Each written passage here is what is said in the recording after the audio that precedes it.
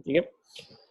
अच्छा मतलब अब ऑब्वियस सी बात है कि there are two things in efficient capital market theory, ठीक है, जो कि इंपॉर्टेंट है। पहली चीज है कंपटीशन और दूसरी चीज है अवेलेबिलिटी ऑफ इंफॉर्मेशन, ठीक है। तो जैसे मार्केट्स में कंपटीशन होता है, इसी तरह से इंफॉर्मेशन अवेलेबिलिटी के कंटेक्स्ट में भी हमारा क्या होता है, कंपटीशन एग्जिस्ट कर रहा होता है, ठीक है।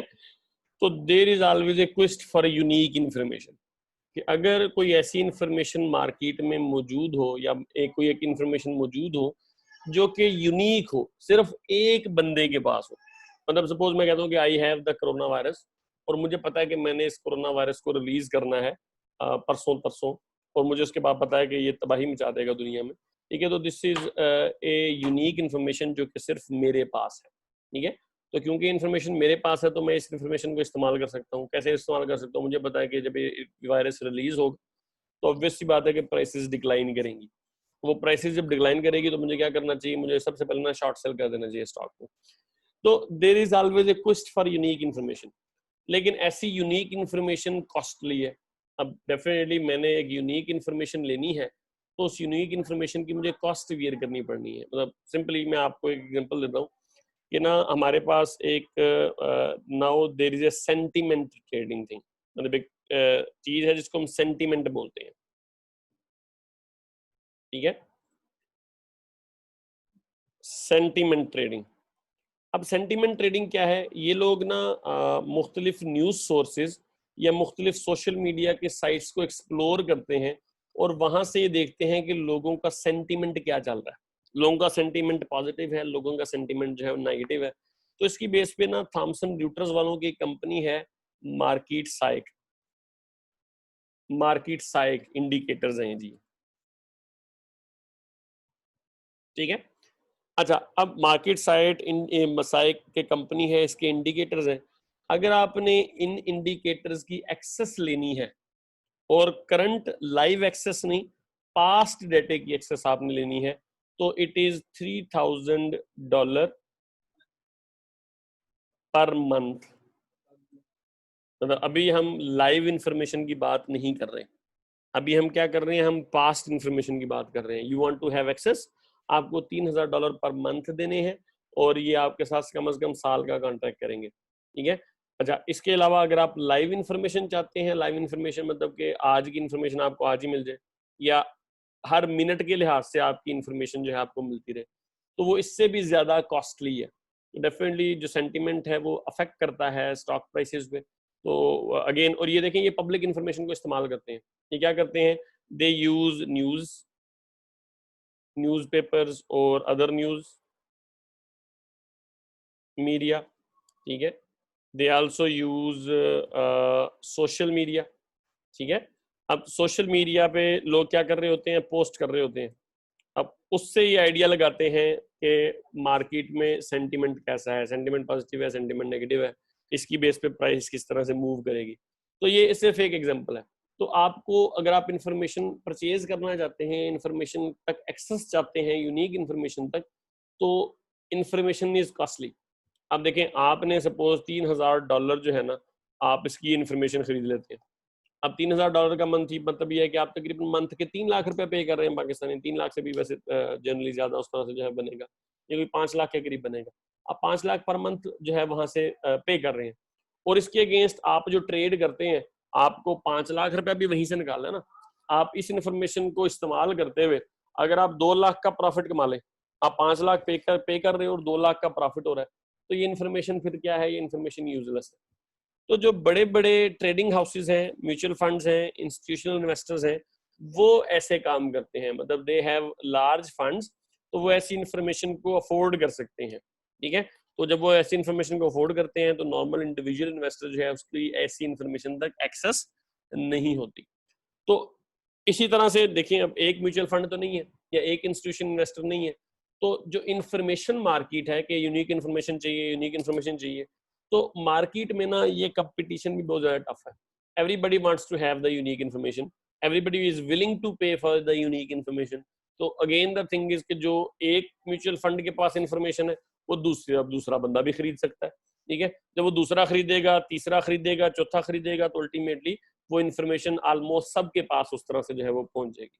तो यूनिक इन्फॉर्मेशन, ये थ्योरी ये कहती है कि कुछ नहीं होती, कोई भी इन्फॉर्मेशन है वो रिफ्लेक्ट हो ही जाती है इन द मार्केट और फौरन हो जाती है। जैसे वो इन्फॉर्मेशन आती है, जैसे इन्फॉर्मेशन मेटेरियलाइज होती है, वेदर वो एक बंदे के पास हो, 5 बंदों के पास हो, वो अगेन द थिंग इज के पूरी कम्युनिटी के पास हो, वो प्राइस में रिफ्लेक्ट हो जाती है। दूसरी चीज क्या है, अब वैसी बात है कि लार्ज इंस्टीट्यूशनल इन्वेस्टर प्रेजेंट है, they can pay more for information, ठीक है, और ये इनसाइडर ट्रेडिंग भी करते हैं। इनसाइडर ट्रेडिंग अगेन क्या होती है कि प्राइवेट इंफॉर्मेशन आपके पास है, आप उस प्राइवेट इंफॉर्मेशन को इस्तेमाल करते हुए क्या कर रहे हो, आप उस प्राइवेट इंफॉर्मेशन को इस्तेमाल करते हुए ज्यादा प्रॉफिट कमा रहे हो। इस कॉन्टेक्स्ट में हम जहांगीर तरीन की एग्जांपल हम जो है वो देते होते हैं कि जहांगीर तरीन वाज इनसाइडर, कंपनी के बारे में उसको पता था, उसके पास कोई ऐसी इंफॉर्मेशन थी जिसकी बेस पे उसे पता था कि प्राइस मूव करेगी।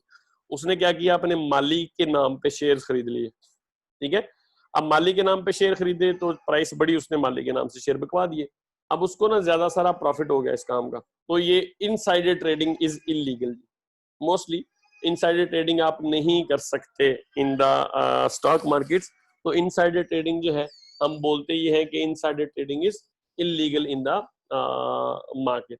तो लेकिन इंस्टीट्यूशनल इन्वेस्टर जो है, बड़े इन्वेस्टर जो है, they try to have insider information, they try to bribe individuals inside the company, और उन्हें कहते हैं कि भाई हमें इंफॉर्मेशन जो है वो दो, या हमें इंफॉर्मेशन जो है वो उस तरह से बेच दो।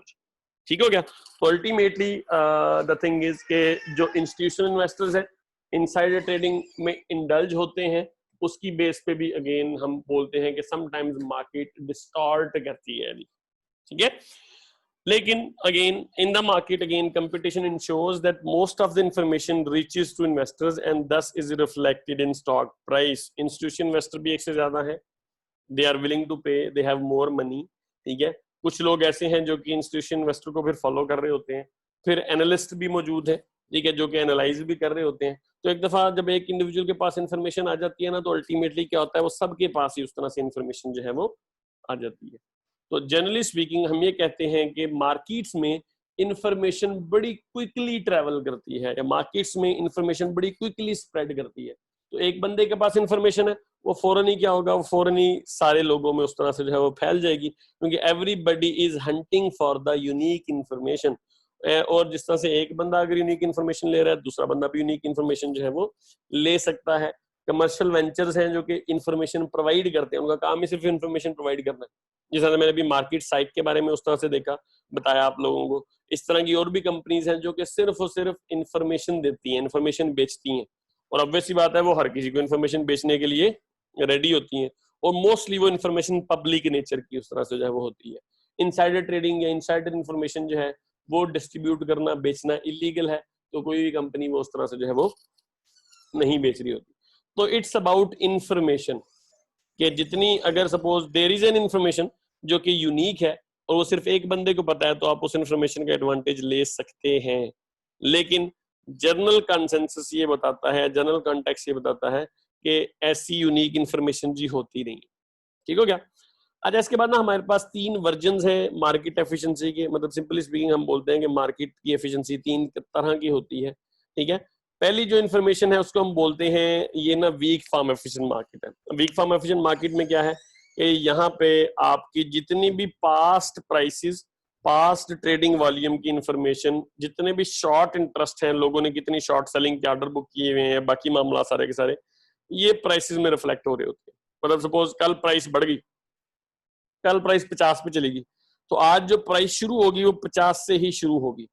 ये नहीं होगा कि अगेन द थिंग इज कि आपकी प्राइस 0 से शुरू हो या कहीं और से शुरू हो। एक चीज, दूसरी चीज कि एक दफा जो इन्फॉर्मेशन रिफ्लेक्ट हो गई ना प्राइस में, वो बार बार फिर रिफ्लेक्ट नहीं होगी। मतलब ये नहीं होगा कि मंडे को इन्फॉर्मेशन, मंडे को जो है बार बार प्राइस, मंडे को बार बार दोबारा से प्राइस रिवाइज हो रही हो, ठीक है।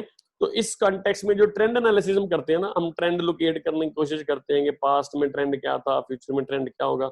इट इज फ्यूटाइल, मतलब इसका फिर ना कोई फायदा जनरली नहीं है जी इन वीक फार्म एफिशिएंट मार्केट। तो जो वीक फार्म एफिशिएंट मार्केट है इसमें पास्ट ट्रेडिंग इंफॉर्मेशन रिफ्लेक्ट होती है, ठीक है। और वीक फार्म एफिशिएंट मार्केट में ट्रेंड एनालिसिस का कोई फायदा नहीं होता, क्योंकि यहाँ पे prices follow a random walk. आप प्राइसेस को पास्ट वॉल्यूम, पास्ट प्राइसेस की बेस पे प्रेडिक्ट नहीं कर सकते, क्योंकि पास प्राइसेस और पास ट्रेडिंग वॉल्यूम की इंफॉर्मेशन ऑलरेडी प्राइसेस में रिफ्लेक्ट होती है, ठीक है। अच्छा, फिर दूसरा हमारी हायरार्की में आता है सेमी स्ट्रांग फर्म एफिशिएंसी। अब सेमी स्ट्रांग फर्म एफिशिएंसी में क्या है, इसमें ना पब्लिकली अवेलेबल इंफॉर्मेशन भी इंक्लूड होती है, मतलब ना सिर्फ इसमें हमारी पास्ट ट्रेडिंग इंफॉर्मेशन, ठीक है, बल्कि इसमें जितनी भी पब्लिकली अवेलेबल इंफॉर्मेशन है, इसमें ट्रेडिंग इंफॉर्मेशन भी है, इसमें फाइनेंशियल इंफॉर्मेशन है, बैलेंस शीट वगैरह की, इसमें इकोनॉमिक इंफॉर्मेशन है, इसमें मीडिया की इंफॉर्मेशन है, इसमें अर्निंग फोरकास्ट है।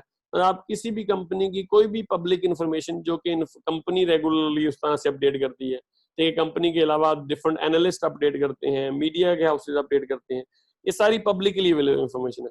तो ये थ्योरी ये कहती है कि अगर हमारी market semi strong form efficient है, तो इसमें ना सिर्फ ट्रेडिंग की इंफॉर्मेशन, पास्ट प्राइसेस की इंफॉर्मेशन, बल्कि इसमें जितनी भी पब्लिकली अवेलेबल इंफॉर्मेशन है वो सारी की सारी रिफ्लेक्ट हो रही होगी। तो अगर मुझे कोई पब्लिकली अवेलेबल इंफॉर्मेशन मिली है तो मेरे पास भी है, वो बाकी सबके पास भी उस तरह से होगी। तो जो बाकी सबके पास होगी अल्टीमेटली, तो सारे के सारे लोगों की जो वैल्यूएशन होगी वो सेम होगी, मतलब they would be at consensus कि सिक्योरिटी की प्राइस इतनी होनी चाहिए।